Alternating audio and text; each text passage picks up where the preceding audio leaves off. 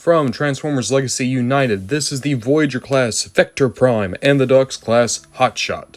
Though I guess it really should be Hotshot Vector Prime, while we're missing a Jetfire in between them. In any case, these are part of Wave 3 of Transformers Legacy United.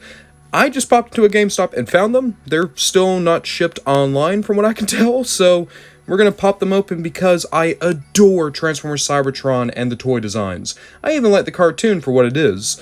And Vector Prime has always been one of my favorite robot designs. As for this Hotshot, it's not my personal favorite look he ever had. I'm always going to be partial to Armada Hotshot. But I'm really excited to see how they might have modernized that old Cybertron toy because it was terrific. Getting these two out of the box, I do want to point out they're coming out right after Velocitron, Override, and Cybertron Starscream from United. Both of those figures were absolute standouts. And here, I would say Vector Prime reaches the same levels, but it kind of breaks my heart that Hotshot just has a couple of issues that even his original toy didn't have. But we're going to look at both the figures individually and then talk about overall impressions once we're through them.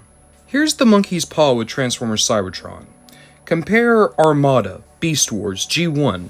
These are all designs that were radically different in some ways to what they appeared in animation. So when you modernize their toys, that's now the way to go, is you make them look more like the proper character designs. Cybertron, the toys were designed first, and then the animation models were made to be as accurate to the toys as possible, right down to including where the screws would be. So you're basically just redoing the toy as opposed to trying and make it more animation accurate. And when you do that, you hit the issue of Cybertron being one of the best Transformer toy lines of all time, and you can't outdo it in terms of budget, or size, or density, so you're going to have to try to go for fixing proportions. Something they did with Vector Prime, Override, Starscream. Hotshot, this is just the original Cybertron Hotshot, but slightly worse. Because of how closely the animation model followed the toy, we now have a Hotshot that still has toy kibble that you could have engineered away, but you can't because then it's not animation accurate. That's also why we have this big windshield in the back. I was really hoping this could fold up, but it can't. It's just always going to be like the tails of his jacket. That said, he is very well articulated. You have a ball joint at the head. You have a good universal here at the shoulder. You have an upper arm cut. You have a swinging joint here to work alongside your universal. Upper arm cut, single jointed elbow. You have articulation at the wrist that's very hard to use because it's a tight joint. A waist swivel. You have universal at the hip. You have an upper leg cut and a decently deep single knee. And then down here in the foot we have an ankle and slight back and forth at the toe. So he is better articulated than the original Hotshot. I just would argue that he doesn't hold together as well. You've probably noticed the backpack keeps moving about on mine. Alongside that, I just don't think he has much of the same magic as the original Hotshot. I'm also not really big on this head sculpt. Yes, it does look like the toy, but it's so sunken in, it's actually kind of hard to make out the eyes. It makes Hotshot look a whole lot more menacing than he really is. He's supposed to be the Kid Appeal character, right? Of course, Hotshot does come with some bits and bobs. So for one, he comes with his old toy gun. You can see it is translucent plastic with a little bit of silver here on the top and the silver here. Here's the weird thing. This was a rocket launcher, which is why that silver, that was supposed to be the clip you touch to launch the missile. So, boop, you put in his hand, and it's a decent looking gun, actually. I really enjoy how that turns out. Alongside that, just like Cybertron Starscream, Hotshot comes with a Cyber Planet Key. And you might notice, this is the Velocitron Planet Key, which means that you could also use this for Override, who didn't come with a Cyber Planet Key. If you want, you can put it just back here. Boop. And it does not actually, unleash a gimmick like it used to, but it still has the place to store. And then once you put it there, you could always fold out the fins yourself, and boom, it's an approximation. Again, on the Cybertron toy proper, that would have all been spring-loaded. It would have been kind of cool. It's still cool here. It's just, it doesn't have the same oomph as if it was a spring-loaded gimmick toy. At the same time, a spring-loaded gimmick toy is going to wear out eventually. And at the end of the day, I know people who aren't big on those big, intrusive gimmicks. I just enjoy that they went to the effort to give us a planet key to use with this hotshot. I think it is a nice little touch. And I just realized we are literally just missing the jungle planet key because we have all the others. Oh, that's cool. Oh, who could you even do from the jungle planet? Scourge, maybe? Yeah, you could do Scourge, or maybe, like, remold Leo Prime. Okay, we're getting massively off topic. Why don't we look at Vector? Vector Prime is just a majestic-looking bot. Not as big as the original Cybertron toy, obviously, but I'd argue that this is way better because it has the anime-accurate paint job. If you got the Galaxy Force Vector, he had too much paint. If you got the Hasbro Vector, you basically had no paint at all. Ugly figure. But this one has what you would want if you're going off screen caps of the cartoon. Alongside that, I love all the technical details. Look down here in his shins. The exposed wires. And, like, if you look throughout, you'll notice that there's little pieces where you can make out just these almost hieroglyphic-like runes within his armor. Here to the back, we're going to cheat this because we're really not supposed to see this until we get to vehicle mode. Come on. Come on. But you can even see there's little pieces where you can see gears and cogs at work. If you are not familiar with Vector Prime is one of the original 13 primes, and he is from the ancient past of Cybertron. He is the guardian of time within the Transformers universe. As a result, Vector Prime, his design is to invoke one, being ancient, and he definitely pulls it off. He looks like a Roman legionnaire, but he's also supposed to invoke a clock. That's why he has the wires and the gears and the cogs. It's because he's supposed to be, basically, the internal clock of Cybertron. But yeah, I just adore everything about this. A thing I've not even mentioned yet. His wings fold back to make it look like he has a cape. Who doesn't love Transformers with capes? It helps that the head sculpt is just perfect. The hits of burgundy, the big red eyes, the blue face, everything here is wonderful. I love the sculpt, I love the paint, and yes, I'll say it again, I love the deco on this figure. Yes, he is a flat gray throughout most of it, but those hits of burgundy, gold, and blue really do make him visually interesting, and the gray helps to make him look old, because he is a very old character. But that's enough of me gushing. Let's actually talk about accessories real quick. We have the Cybertronian Cyberplanet key, as well as Vector Prime's sword. And a thing you might notice, these aren't just translucent plastic. They are blue translucent plastic, but there's glitter within the sculpt, within the plastic, giving them just an almost ethereal look. It looks like there's stars inside these things. But if we want, we will give Vector Prime his sword. He actually has a knuckle joint, because in case you don't know, Vector Prime is an extensive retool of G-Axis. Yeah, G-Axis is in this guy somewhere. Really, the only place you can tell is here in the thighs, but it works so well for Vector Prime. As for his Cyberplanet key, I actually don't know where it would go on this figure. I'm looking for where the port would be, and it's not quite coming to me. So that might be a thing we have to look out for as we transform into vehicle mode.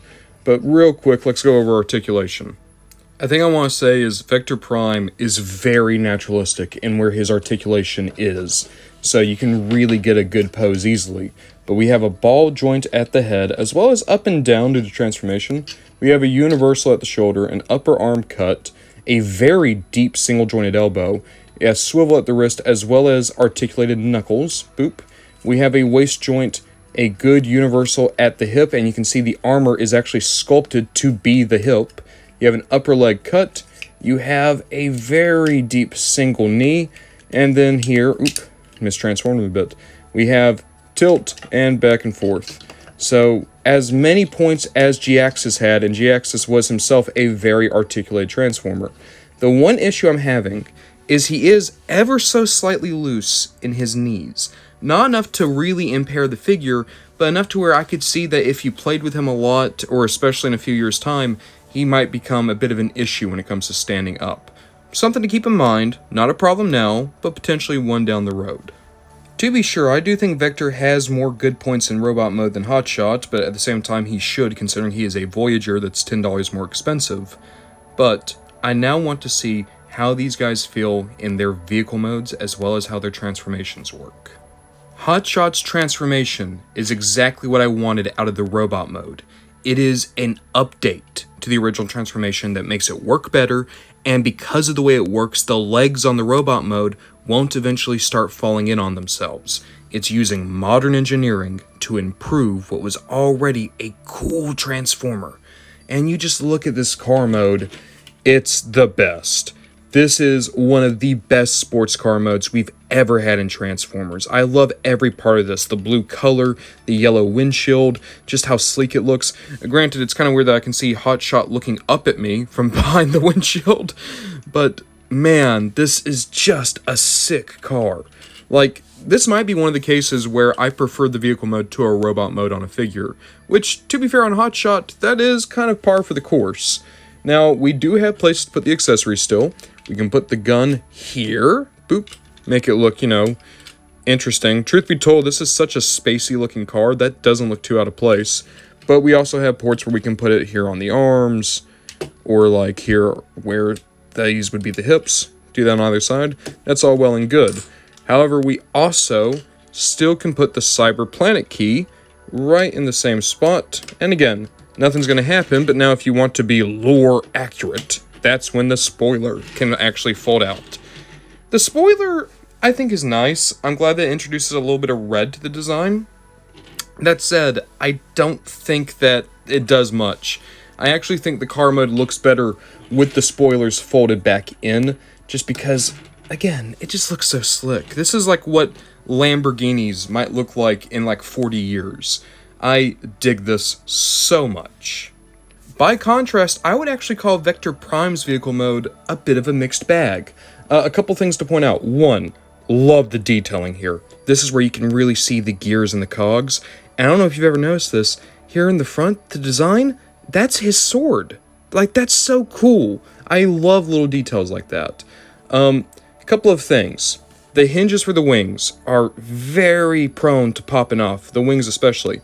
Then again, the wings are that beautiful starry translucent plastic, so that's so cool. And then down below, I noticed these in robot mode, didn't comment on them because I thought they were going to be a transformation joint. There's nothing there. That's from G-Axis and his tail wings. So for as much as they remodeled this figure, they never took out a hinge. They never, like, obviously you don't have the wings there anymore, but that's kind of weird. And then the single thing that surprised me the most, there isn't a place for a Cyber Planet key on this figure. They gave you the Cyber Planet key. They gave you Vector Primes. But there's nowhere for it to go. Not in robot mode, not in vehicle mode. You could potentially cheat it and like put it here. There we are. But it's like it's not actually plugging in. But at the same time, that does look pretty cool. I don't mind that. But that also means that there's only a place to put it somewhere in vehicle mode. And not in robot mode. Not unless you want to half transform him to get that again. So, not as big on the Cyber Planet key integration. And alongside that, we have the sword still. The sword's hilt can fold up. And then if you want, you can just put the sword here. Yay. I'm kidding. That's not actually where you're supposed to put it. No, you're supposed to, like, find a place down here and just put it underslung. And, it looks fine. It looks as good as a sword hanging off a future jet from the past could possibly look. So, overall, Vector Prime, better robot mode, but I'd argue he's a worse transformation and a bit of a doofier vehicle mode, but there is still a lot here to like. I'm just really into the fact that, now that I'm looking at them, Hotshot and Vector Prime have such radically different strengths as figures, even though they feel like they're supposed to be companion pieces to each other. Overall, I do really enjoy this pair. I don't think Hotshot's going to be the best deluxe of the year or anything for me, and I do think his robot mode does have issues, but the transformation in the vehicle mode really helped make this figure unique. As for Vector Prime, yes, he can't really do the Cyber Planet key thing all that well, and also I just want to point this out, I was getting the back kibble wrong. That's supposed to be how it is, it makes the cape look so much better. But between his accessories, his overall presentation, how the figure feels, and the good points of his vehicle mode, I would honestly say he is almost as good as Cybertron Starscream. None of these two ever actually touch Starscream. He is still the standout figure of United for me so far. but these two are wonderful additions to any generation shelf. That is especially true if that shelf already includes Override and Starscream. These four are probably my favorite unit of Transformers I've seen in such a long time. I want to go back and get the Siege Galaxy Force Optimus now, a figure I don't like, because I want more Cybertron on the shelf. Also, I'm just tossing this out there, we got 3 keys. Give us a Jungle Planet character, and then we'd have all 4, and then we could do Titan class Cybertron Primus, because apparently I hate myself.